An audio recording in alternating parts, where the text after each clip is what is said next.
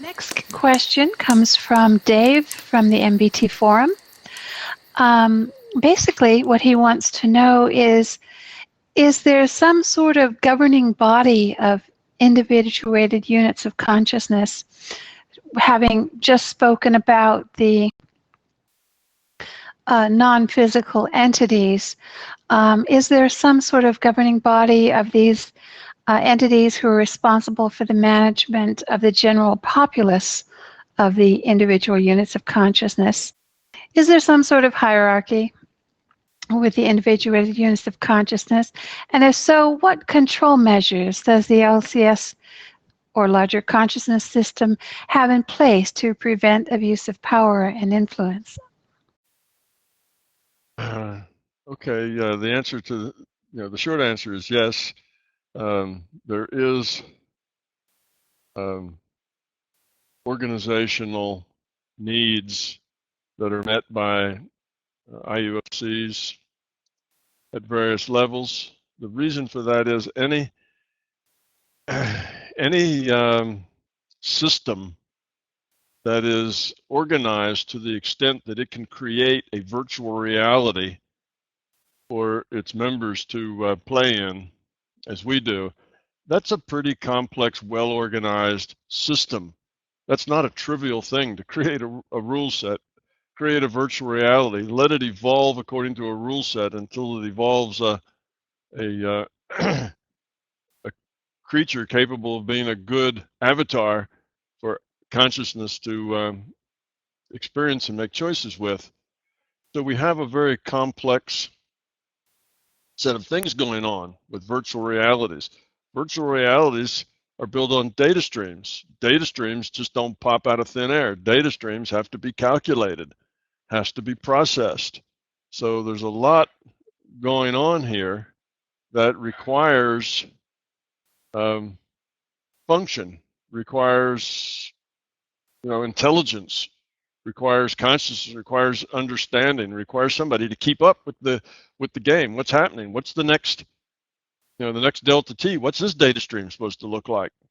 What's the next data stream to many trillions of conscious things? What are all the data streams? Keeping this environment consistent so that there's no inconsistencies from experience to experience, the various entities that are experiencing here. All of that is a lot of planning and a lot of process and a lot of calculation. So one might figure that with that much complexity going on, you would need some structure to manage that complexity, to make sure that it runs efficiently and effectively and it's doing what it's supposed to do. Granted, you can set things up so that they're pretty much self-running, but it's still, there's a lot of uncertainty in this system, and you need somebody to pay attention. You need somebody at the control desk, if you like, to make sure that everything is working like it's supposed to. Because if something goes wrong somewhere and doesn't work right, then you need to fix it before that problem grows and grows and gets to be a bigger problem. So yes, there is a management staff, if you will, and I use that word just as a metaphor. It's not necessarily just like we think of it. And the hierarchy is a very flat hierarchy. It's not like there's the section lead and then the branch and then the division and then the I don't know, a group of divisions might be under a VP and then the president, and then that's president is one of several companies within a larger combination of companies. And that's a pretty deep hierarchy. A lot of our business hierarchies go down like 10, 11 levels or so between the person in charge at the top and the person at the bottom, who's working in the mailroom. There's a lot of levels. This doesn't have so many levels. It's a pretty flat organizational structure, because the guy at the top can access and have connection with everything that's going on even down at the bottom, whereas in our physical structures, that's not true. Nobody can really keep up with more than about 10 or 20 people, so the the CEO only has maybe 10 vice presidents or so that he has to keep up with, and each vice president only has 10 or 15 division chiefs that he has to keep up with, and each division chief only has 10 or 12 or 20 branch chiefs that he has to keep up with, because one person can't keep up with like 300 people doing different things. It's just impossible. But that's not true in this non-physical level. At the top is much more able to keep up with everything at all levels than it is amongst people. We, in these avatars, are very limited compared to the larger consciousness system. Okay, so we don't have the need for depth in the hierarchy that we have here in this physical reality. So it's a flat organization. But there are those who are responsible for things, and they have their duties, if you will, their responsibilities. And in executing those responsibilities, they're learning just as we are. They can make bad choices. They're making choices, and they're learning from the quality of those choices. Now, in the management role, they don't have such a wide decision space of choices. They've got a much more narrow defined job than we have. We have just go out and experience and learn from it. So that's wide. We have thousands and thousands of choices that we can make in any one day. We make thousands of choices. They're so small little choices we don't even know we're making choices, but we're making choices all the time. At the higher levels, the choice set is not so large. They just have to keep a certain number of functions humming along nicely or be aware of problems. For instance, we talk about guides. A guide is a good example. So we talk about guides that are here to help. Okay, now you might think them as part of the management system in that they're trying to help an individual consciousness be more successful playing their game in this virtual reality with this avatar that they've got. So this is kind of like the help desk, if you will, that sends you some information about how to do better in the game and points out things to you and maybe gives you some advice or helps answer your questions.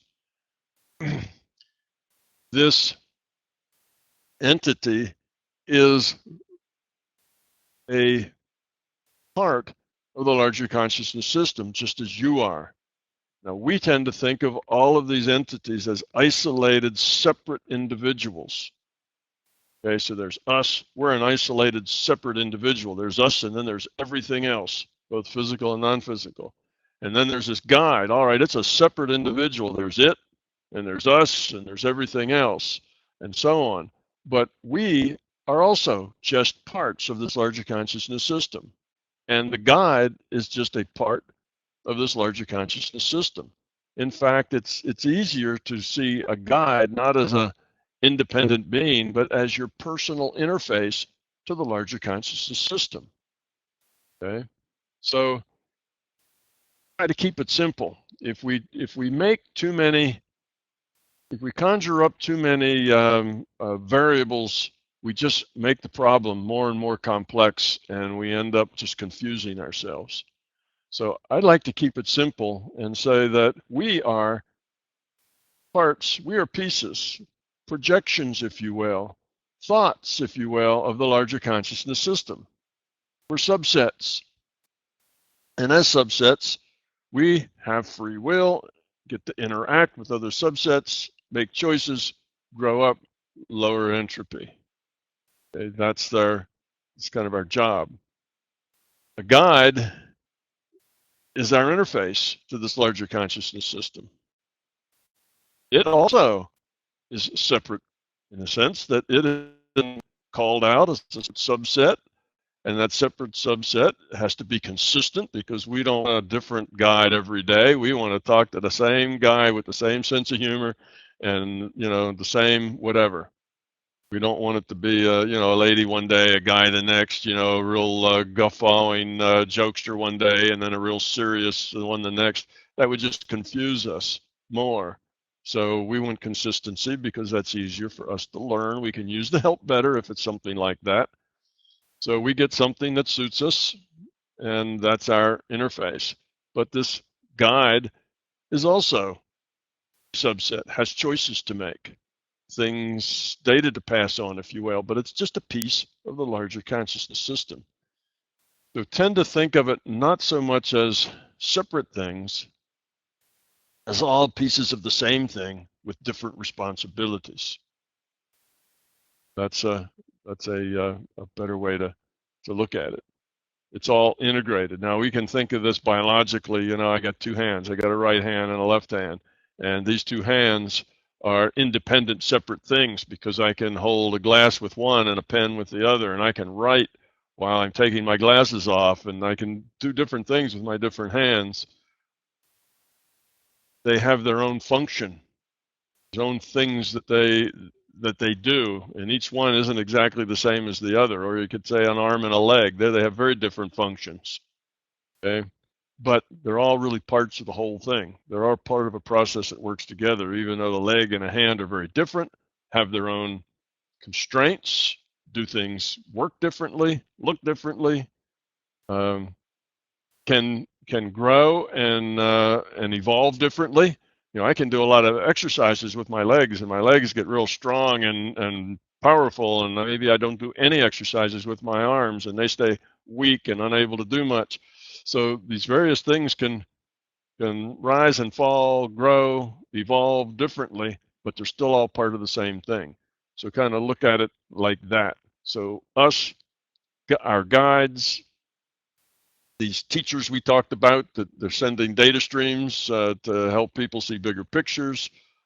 You know, all of these various functions are performed by the larger consciousness system, but they're performed as pieces of the larger consciousness system, which have their own responsibilities, duties, and form and function. Just like an arm and a leg has their own duties and form and function. Yeah, that's kind of as good as I can get it. You know, when we're trying to make this, I'm trying to put these concepts into physical metaphors because that's our language. You know, this English language that I'm speaking is a language designed to describe physical things. So we can't really think in terms of language without using physical metaphors. So realize that all of these are physical metaphors, and the reality is something that we can't really describe very well from our physical language, and that we're kind of struggling to do that. But you can probably get an intuitive sense of this one thing with its various projections, its various arms and legs and pieces that do things. And yes, one of the things it has to do is create this virtual reality and maintain it, implement it, compute it. And to do that, it takes some effort, some focus, and some differentiated functionality. And that's what we're calling these different IUOCs that are in this hierarchy to manage the system. Yes, they have their own responsibilities. They have their own, they can evolve as they do these functions and their responsibilities. They are independent in the same way that my arm and my leg are independent, but they're also still part of a unified whole. So that's the best way I can say that. So now, what are the ways that the larger conscious system can make sure that these pieces are doing what they're supposed to do and are not abusing things? Well, how do you make sure that your arm and your leg are not doing things that you disapprove of? See, it's easy, right? That's a good thing. You know, they also are a part of you, and they do what they're supposed to do. If your leg does things you disapprove of, then you fix that. You know about it. You're aware of it. So on the higher levels, you know, that's not a problem. But now down on the IUOC level, you have all these IUOCs running around interacting with free will, and they interact in all sorts of different virtual realities. And they can affect things and people and things that happen. They have free will to do their job. So does your guide have free will to do his job. The decisions and within his responsibilities, there's a certain amount of free will there, the choices that he makes, how best to contact with you. the best form of that contact, things that he should say. Should he actually talk to you directly, or should she only work with intuition, signs, feelings, that kind of thing? Depends on you how they choose that, but that's choices that they can have, how they interact and what do they say, and how do they what kind of dreams do they impart into your dreaming that help you learn, and all sorts of choices that they may have. But all these IUOCs that are just interacting, their job isn't really to run any particular function. Their job is just to be and interact and make choices and grow up. That's their job. Okay, that's what you and I are. That's our job. We're not running the rendering engine that sends data streams to various consciousness. We're just out here interacting. Well, some of those can cause trouble because some of those can take that free will and use it to aggrandize their egos, their fears. They can do things that are not nice. And yes, they can become rogues, if you will, in the sense that they become destructive. Well, part of that is just the way the system is. You can't have free will and then require everybody to do what you want. Free will means free will. So you have to let these rogues play their part. Eventually, they'll find out being a rogue is a dead end. It doesn't work very well. It doesn't take them any place that they'd like to be. It's dysfunctional. And when they find that out, then they'll start going the other direction. So in one part, you just leave that alone. There is dysfunction in the system, not so much in the management, although there can be dysfunction in the management as well. You can have bad choices there. They do have free will, but that's more obvious. And I think the system sees that just like you'd see a dysfunction in your leg or a dysfunction in your arm. That just kind of shows very quickly, because once the function is impeded, the result is obvious. But when you have these individual IUCs whose job is just to interact, and they get dysfunctional, doesn't crash the system. It just puts dysfunction in the system, which turns out to be a challenge for other people to deal with it. So they're just part of the mix of what's going on. And the whole idea is that they knock around in the system until they figure it out and grow up. So yes, we have dysfunction, generally not in management. Occasionally a manager, I have seen a manager that basically got very lax in his management duties to where he wasn't really performing very well, and things were kind of coming unbalanced, and he decided not to do anything about it, just let it ride, and that manager got replaced by somebody else. Another entity was put in there in that position. So that does happen, but it's more the exception than the rule, and it generally is caught and fixed. Now, in our time, from we down here in the little avatars running around in this virtual reality, it may have taken 500 years for that to be caught and fixed.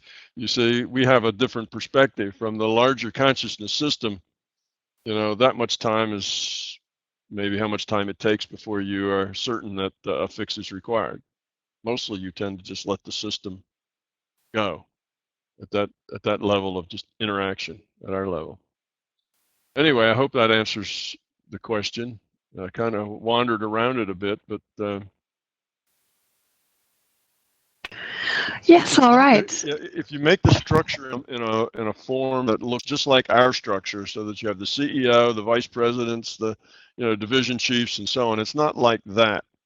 It's a much flatter structure. I'm sorry, Donna, go ahead. Oh, that's okay. Please finish. We can edit that out if you had some more to add there. No, I'm done. Okay. We have another question on relationships and jobs from Holger. A relationship or job can be a challenge to learn and grow. At what point would it be best to let go? Okay, that's a very good question. And I think I have the sense of what he means is that when you're in a relationship, it's it takes two to have a relationship, right? The way he's talking about it. I guess you can have a relationship with yourself, but that's not what he's talking about. He's talking about an interactive relationship with another person. And if your relationship with that other person is productive, you're both growing.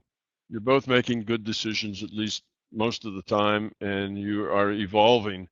And relationship is good for evolving, because that's where you make a lot of personal choices that you get immediate feedback. So relationships are good theaters in which to exercise your choices and how you affect other people. Your caring, the amount of love, the amount of consideration and stuff that you have shows a lot in that relationship.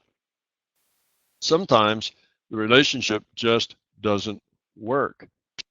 You may be giving to it as much as you know how, as much as you can figure out to do, but it's just not working between you and the other person. Say if this is a relationship between two people, the other person is not learning and growing. You're learning, you're growing, and they aren't. So that probably doesn't matter too much, because love is a one-way thing. Love is something you give. We talk about love being a two-way street, but that's not it. Relationship is a two-way street. Relationship goes both ways, but love is something you give away.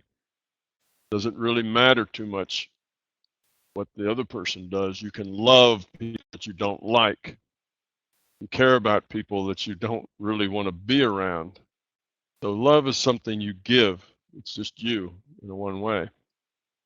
On the other hand, your set of choices and your ability to learn can be greatly enhanced or reduced based on the relationship you have.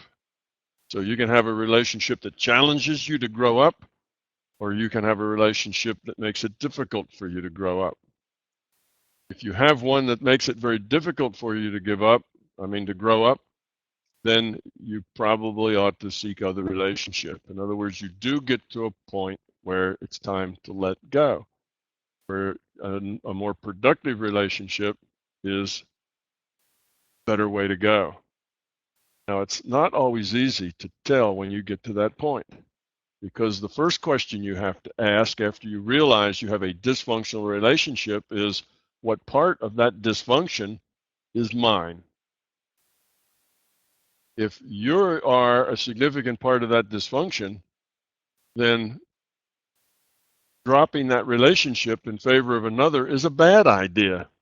You should see that as a challenge to be less dysfunctional, to grow up.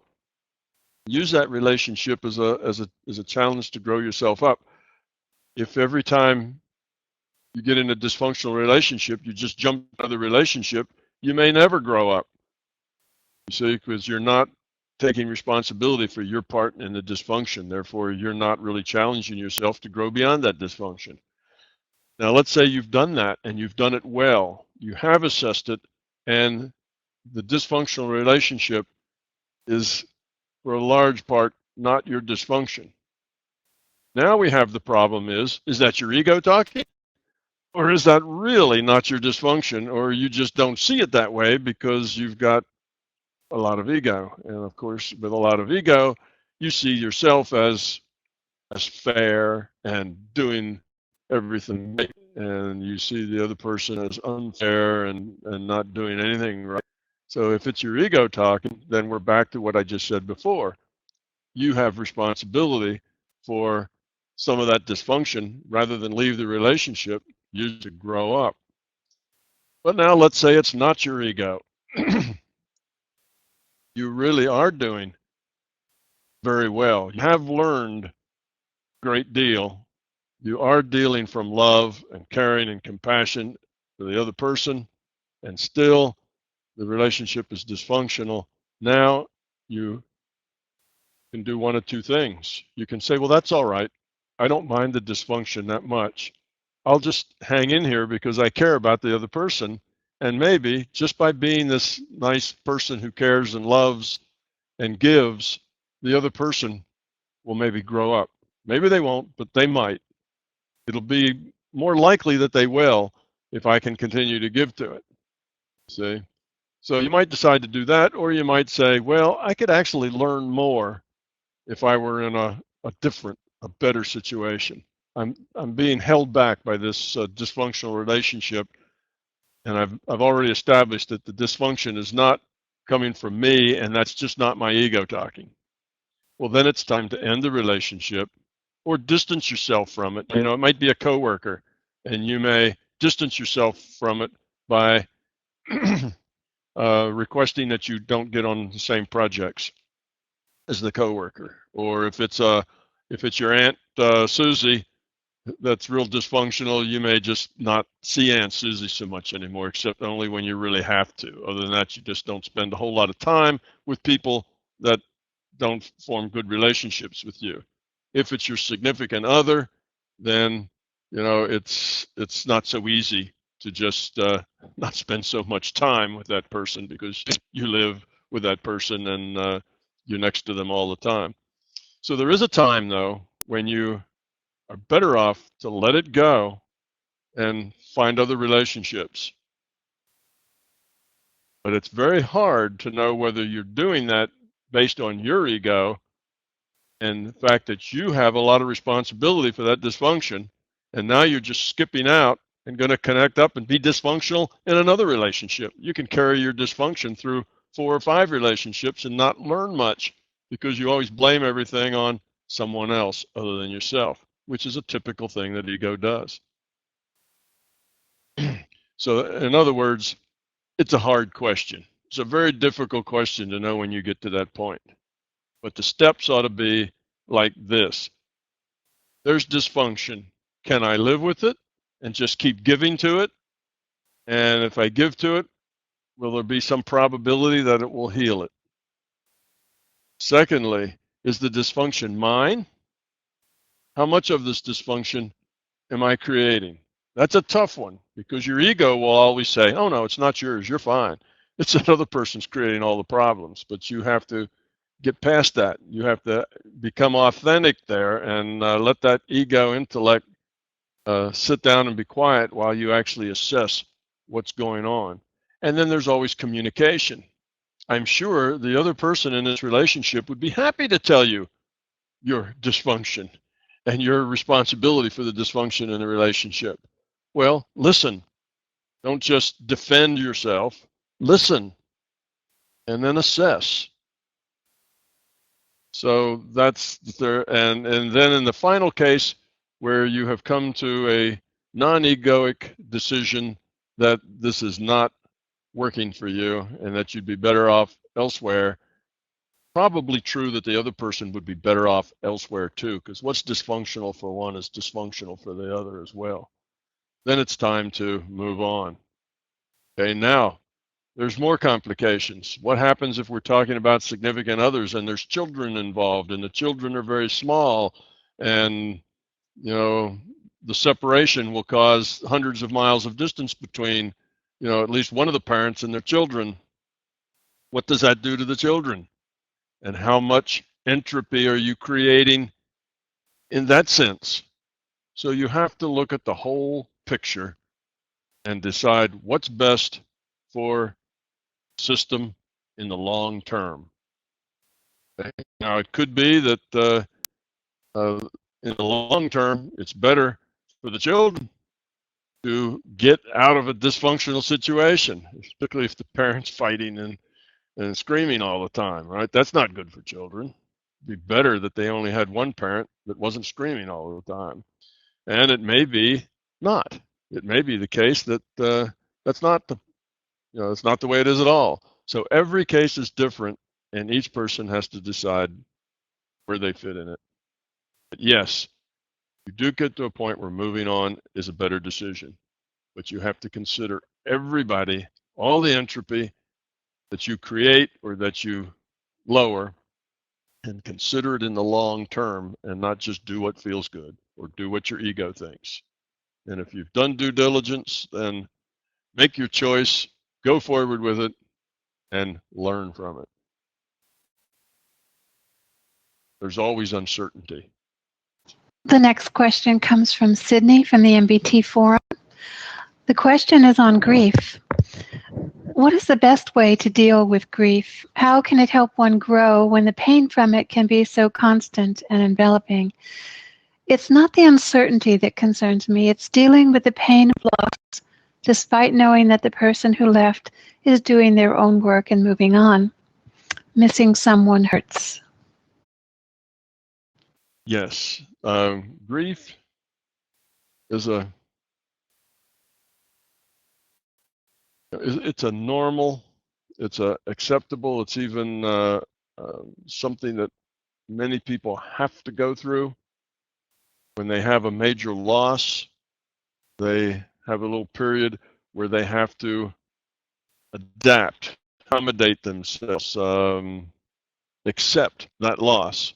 And that's really what we call the grieving period, where it takes you a little bit of time to accept the loss. All right, now things are different, and I've got to go on with this different thing, which isn't nearly as comfortable as the old thing before it changed. I'd like it to be the way it was, but it isn't anymore, and I have to deal with that. All right, that takes a little bit of time. Most people don't deal with that, say, in 2 or 3 seconds. They go, okay, it's different now. All right, got it. Let's go on. It's not that simple for most of us. Most of us have to struggle a little bit in the acceptance of major change. And that's true whether it's just major change because you got fired from one job and have to get another, or whether it's someone dies. You know, you go through a similar process. You have to deal with, what am I going to do now? This is different. How am I going to deal with this? Okay, so we don't call it grief when you get fired from your job. We call that when somebody dies, but it's the same process that you are going through. Now, a certain amount of time is reasonable to deal with the change and accept it and move on. But what happens sometimes is that people get focused on that loss. Basically, it comes back to them in the form of self-pity. Oh no, I don't have this. How can I change? How can I go on? Woe is me. Life isn't the same. I've got all these difficult things to do. Before it was easy. Before I had this pattern, I was in this nice thing and everything just worked really good. And now, you know, I'm going to have to get in and start things over. I don't feel like starting things over. I like things the way they were. You notice all these sentences start with I. You know, I want this. I don't feel good. I want it to change. You know, I didn't want it to change. I don't want to have to go do new things. It's all about self. All of this is self-referential. It is basically self-pity, and it is not constructive. Now, if you indulge in a little bit of that during the short time that it takes you to accept what has happened and move on, then I guess that's normal enough. But if you get attached to the horror of it all, if you get attached to the unfortunate, to the sadness, to the hurt, to the dislocation and disruption of your life, if that becomes large in your mind to where what you're focusing on is that disruption, that problem, that hurt, then you can get stuck there. You can get in a self-referential loop of self. All you do is feel the pain and feel the pain, and weeks go by and it's still this terrible, painful thing. That's being trapped in it's like an endless loop of focusing on the problem, on the negativity, on the major change that took place in your life, and not going on with your life, not finding a solution. So say it's because you lost your job. Now, if you lose your job, that's traumatic, and it may take you a few days to get over that, but eventually you have to face that fact and go out and find another one. If it's about somebody that dies, you just can't go out and find another one. You know, there is no other Uncle Fred. That's your Uncle Fred. That's your, you know, or that's your husband, or that's your wife, or that was your child. You can't just go out and replace them like you could maybe a job, but you still have to accept that is the way it is, deal with that, accept it, and go on. The other person who has died is doing that. They've gone on. They've accepted it and are moving on with the next step. And you need to do the same. And continually going around that circle of revisiting your pain and revisiting your self-pity with, oh no, it hurts so much, and you just get stuck in that misery spot, and that is just dysfunctional. And you just need to grab hold of yourself and get out of it. Some people find that very difficult, but they need to just start building their new life. After a major change, that's what I mean. What comes next is what the new life. You just start building it. That doesn't mean that you forget the person. You'll never forget that person. You may never forget that old job you had, but it's there in a pleasant memory. You remember the good things and the good times and all the positive things about it, and remember it with a smile, not with a tear. Remember it fondly, not sadly. So you don't focus on what you no longer have that you want. That's an ego, focusing on its loss.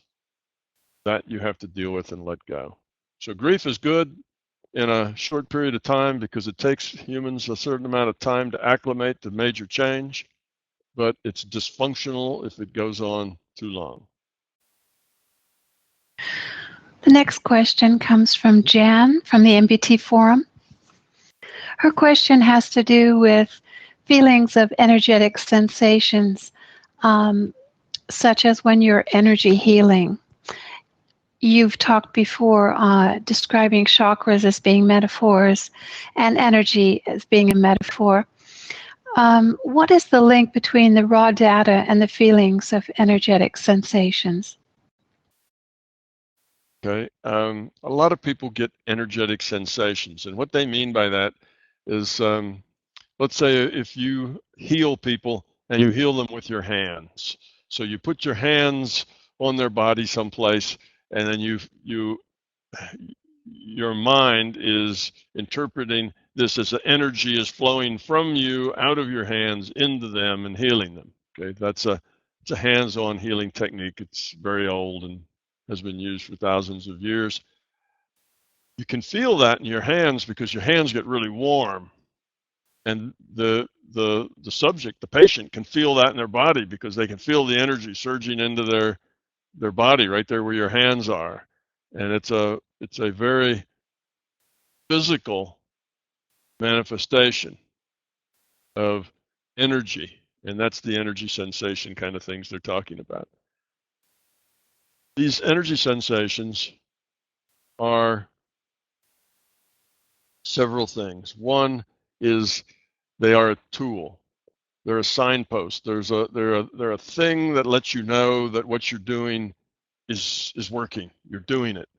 Okay, it's like the sign that says New York, 325 miles. You like that sign because it lets you know you're on the right road, and what you're trying to do is get to New York. That you're on the right road and you're headed in the right direction. That's what I mean by it's a sign that encourages you to go on. Okay, so in that way, it's a tool. That sign is a tool to let travelers know that they're going in the right direction. So you want to heal, you're using your intent. The active ingredient is really your intent. Your intent is doing the healing. It's not your energy that's going through your hands, that's going into their body, that's actually fixing things. That's your tool. That's your metaphor. It's your intent to heal that is doing that. Now, because we tend to think of action at a distance as being spooky, as Einstein called it, spooky action at a distance, it doesn't feel too natural to us. So if we just heal with our mind and we don't touch, we don't even see the person or whatever, a lot of people just can't do that. There's a disconnect. It doesn't feel right to them. So for them, they want that touch. They have to be connected, because how else could the energy get there, right? Energy has to travel, and it doesn't travel through air. It's got to travel through your body, and then it has to be on their body. So those people use this hands-on technique as a tool because that connects with them. If they use the hands-on approach, it just feels right. And it feels right because they have a lot of beliefs that don't conflict with this. Whereas if they were just going to do it from a distance, of 20,000 miles away, somewhere around on the other side of the earth, maybe not 20,000 miles away, but we got something like that, 5,000 miles, 10,000 miles away. Anyway, they'd feel that wouldn't work. It's too far. Their energy would all dissipate before it got that far. It's because they have the sense of energy dissipating as it goes out, because that's our physical world. Like the light gets dimmer the farther away you get from it. So if you have these beliefs, then that kind of spooky action at a distance just doesn't work for you, because you can't believe it. You can't trust it. It doesn't work that way. So now you have to touch, and you have to do hands-on. And when you do, a sign that you're actually accomplishing, that you're doing the healing, is the warmth, is the temperature in your hand, because energy leaves heat, right? If you get an electric shock or something, you can feel that tingle, you can feel that heat. So heat and energy are kind of connected to each other. These are metaphors. Now, I think what this question is why do we actually feel this physical stuff? And we do.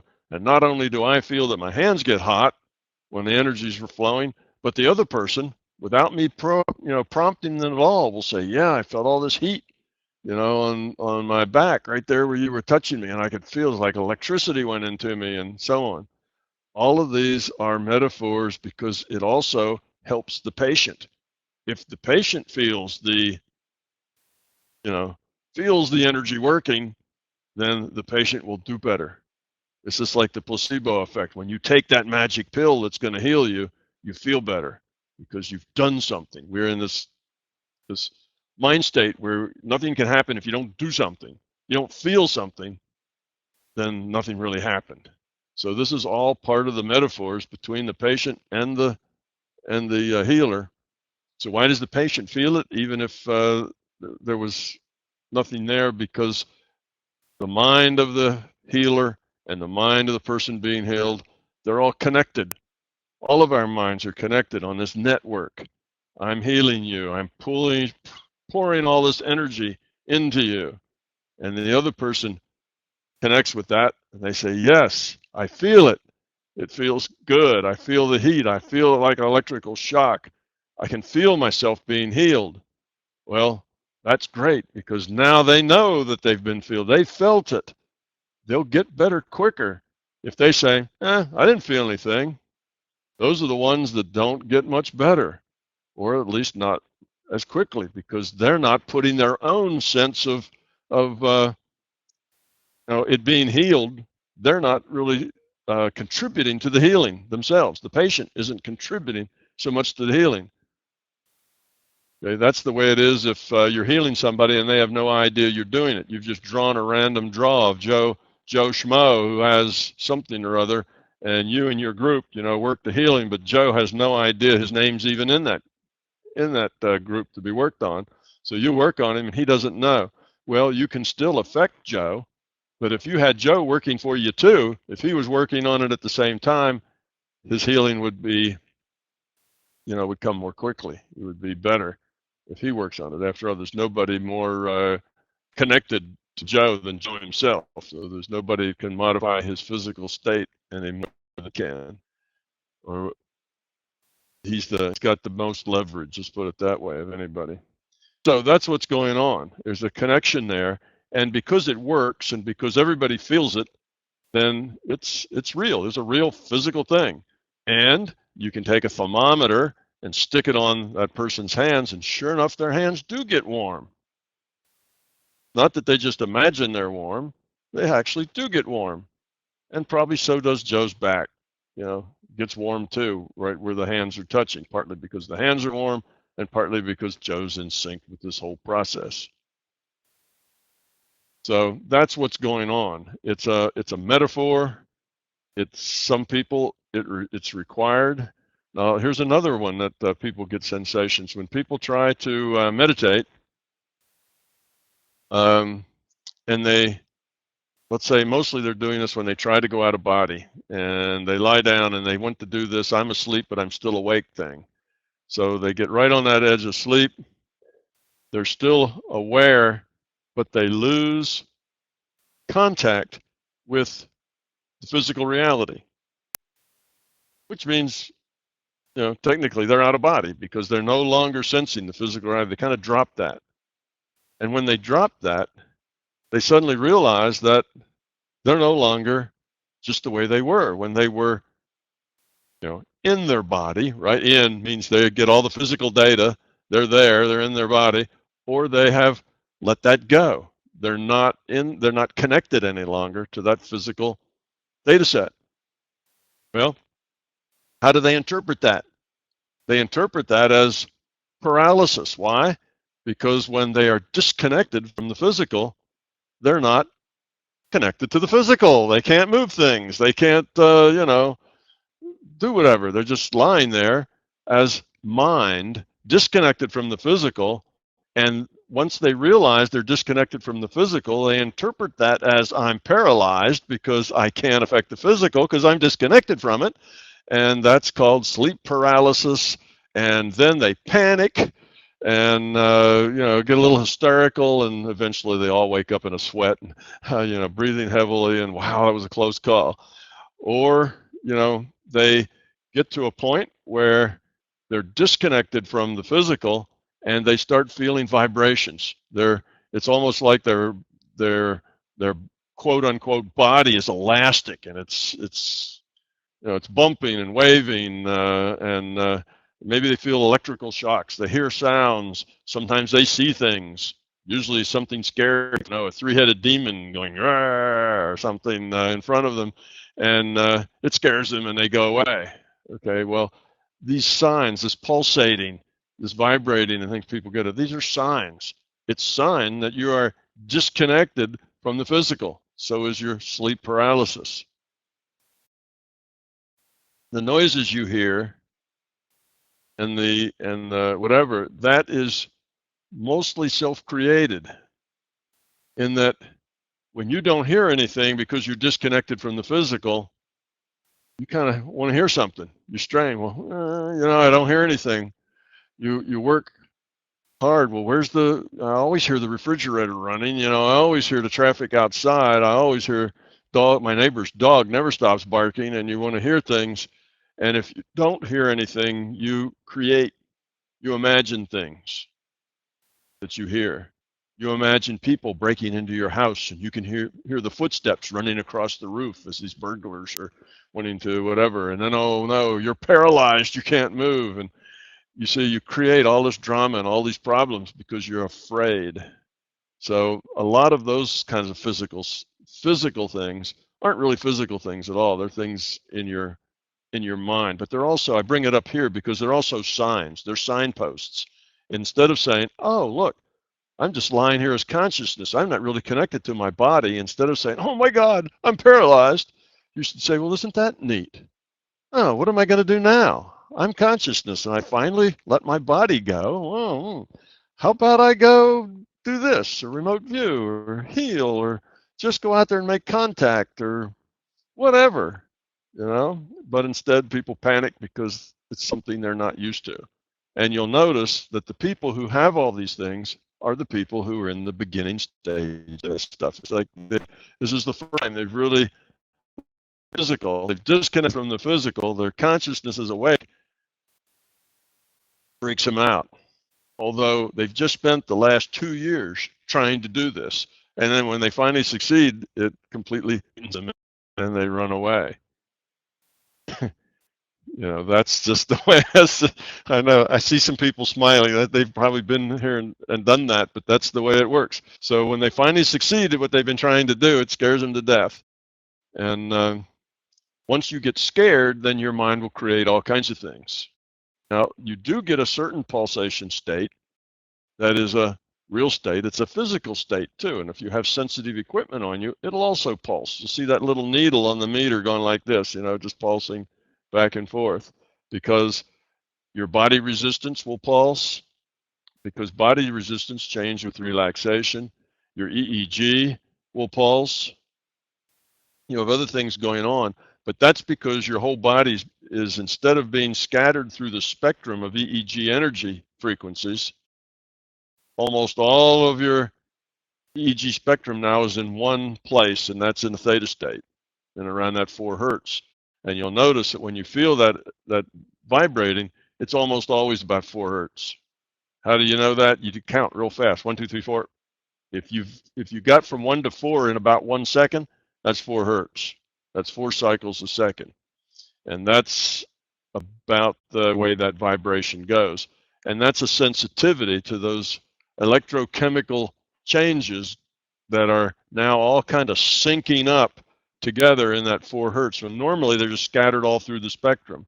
You got a little 4 hertz, you got a little 10 hertz, you got some 40 hertz, you got some 20, you got some 30s, you got some other high stuff too, up in the 60s and so on.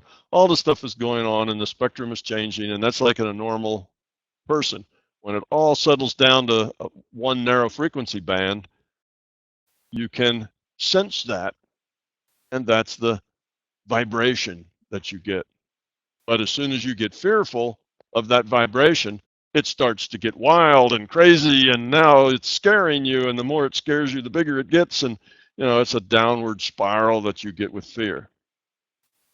Pretty soon it's an electrical current, that you can hardly stand, and you create a lot of data there in your imagination out of your fear. So these kinds of things, they are real physical things. Like I say, the temperature on a person's palms, the palms will get warm. When you meditate, your whole body gets warm. Your body temperature goes up. When you meditate, the capillaries in your body dilate. You get more blood flow to the skin. The skin will get a little redder, and you will feel a lot warmer. That's just a biochemical reaction to deep relaxation. So you may get a sensation of being warm. Sometimes when people are trying to first learn and they don't want to break their concentration and they're focused on this thing, and what happens? They get an itch. Oh, just a burning itch right here in the middle of my forehead, between my eyes, or right here on my nose, and I can't think about anything else but this terrible itch. Well, that's just you creating problems. But partially, when you get into this state, your biochemistry changes and your skin does dry out a little bit while you're doing it, and that makes that itch a little noticeable. And then when that notice gets there, you just ramp it up to where it's unbearable. It's like you go to the dentist's office and sit in a chair, and if he touches you with a feather, you jump because it would be so painful because you're geared up for it. Well, that's what happens with that itch. You just let that itch go and don't put your focus on it. It's just a little itch and it goes away and you can forget about it. But as soon as you go, oh no, an itch, that's going to bother me. Oh, I can't think about anything but that itch. I got to move. I don't want to move because then it'll bring me back to the physical, and you get into this problem. The problem will probably just get worse. Just have to learn to say, okay, itch, I'll live with it. Do your worst, itch, and I'm just going to ignore you, and then it just goes away. So we can create these physical things. Some of them are physiological, some of them are mental. All of them feel totally real. Hands do get hotter. Now, if you're a healer and you can create a lot of energy, you can focus a lot of energy, well, you can do things like change the temperature of your body. You can make your hands very hot. So if that's part of your metaphor for healing, your hands may get very warm. That doesn't necessarily mean that there's energy pouring out of your hands. It means that that's your metaphor, so it feels like that. And if it didn't feel like that, you wouldn't feel like you were doing it right. So it's part of the process of doing it right. And I don't want to wreck people, because if people heal that way, they can get very good and powerful at it. If you take that away and said, oh, that doesn't mean anything, you don't need the hands or whatever, that's just a tool you're using. They have to use it. If they don't use that, they can't do it. And if you ruin the tool for them by telling them it's just something they're making up in their mind, you may ruin their ability to heal just because you've gotten in the road of a tool system that now you've kind of invalidated for them, and it gets in their way. But usually that doesn't happen. Mostly they just brush you off and say, well, they don't understand. I am healing, and energy does go through my hands because I feel it. And, I'm just as glad if they do that, because it doesn't get in their game. That's how that is. So those artifacts that you sense are real in the sense that you do feel them, and often they can be measured.